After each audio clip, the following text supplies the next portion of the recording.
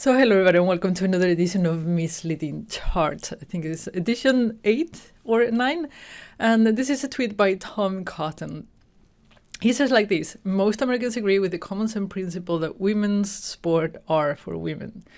And they say that overall 53% of registered voters support banning transgender from competing in women's sports. And then he lays out facts, what he claims are facts. So he says like 59% of men support the ban, 46% of women, 74% of Republicans, and so on. So he has categorized or segmented the data.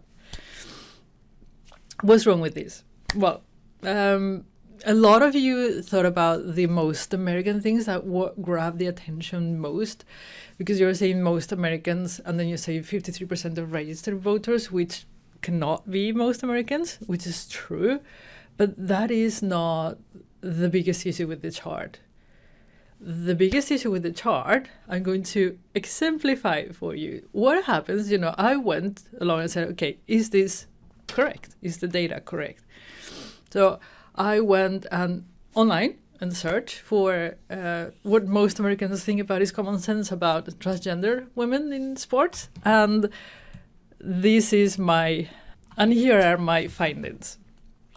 So according to me and my research, most Americans agree with the common sense principle that women's sports are for any women. And overall, 53% of registered voters oppose banning transgender from competing in women's sports. So now, which one is true?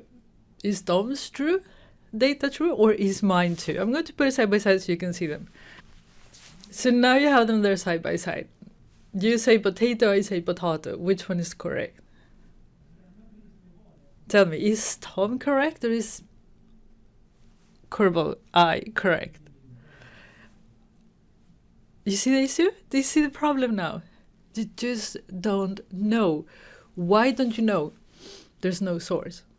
Without a source, we cannot know. I can say that, monkeys come from Mars, and without a source, without data, you either believe it or not, and it's an act of faith, but it's not a fact.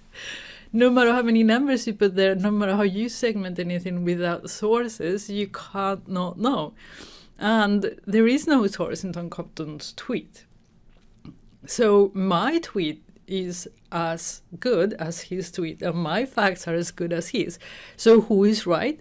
Well, the thing is that nobody knows, and that claim without actually putting a source on it means nothing. If you see something that has a number attached to it and it's not back out with a link with a source, and just because it's a source it doesn't mean it's true. We've talked about it in previous versions, right? So let's not confuse ourselves, but it's a way for you, if you want to confirm if the data is correct or not.